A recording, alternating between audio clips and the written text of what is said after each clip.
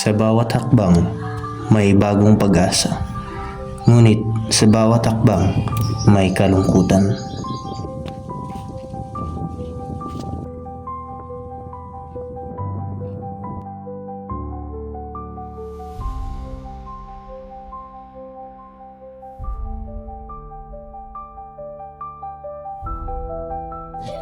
Maya, handa ka na bang umalis?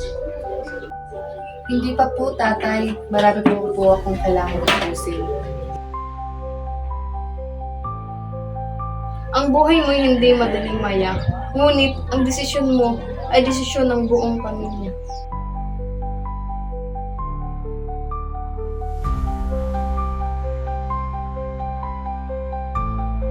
Kung hindi ko ito gagawin, paano kami mabubuhay?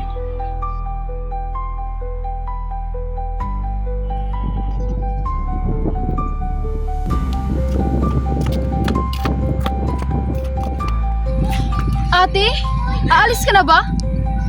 Oo, Luisa. May trabaho na ako sa syudad. Kailangan ko to para sa atin. Huwag mong kalimutan ang mga pangarap natin. Ate, alam ko balang araw, babalik ka para sa amin.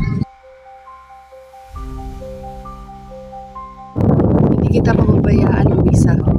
Sa bawat patak ng luha ko, nariyan ka. Huwag mong kalimutan ang pamilya natin.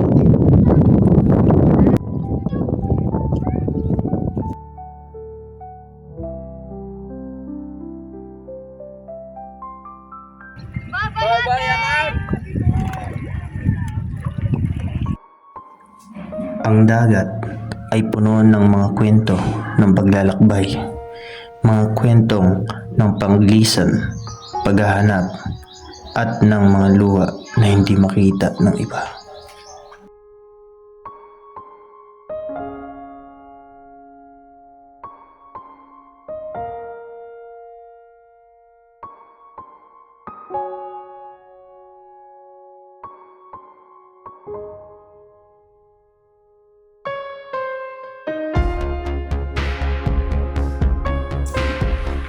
You can start your work now.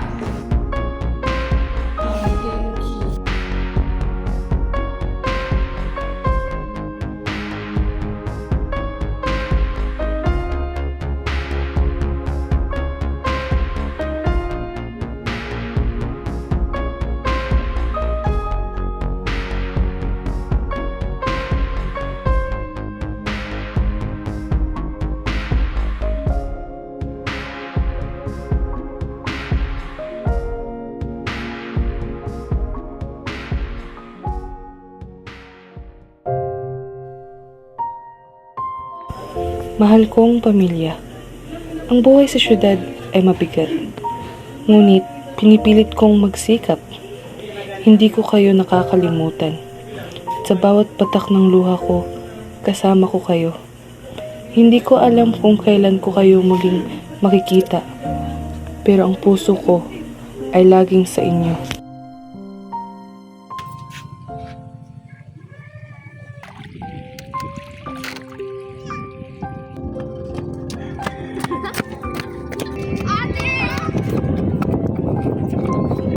Sabi ko na, babalik ka, ate. Hindi ko kayo iniwan, Luisa. Babalik ako palagi.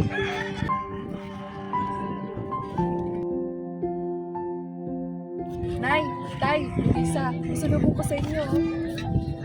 Uy, salamat, ate. O, Tay, tingnan niyo. Bagay sa inyo. Ang luha ay hindi palaging tanda ng kalungkutan.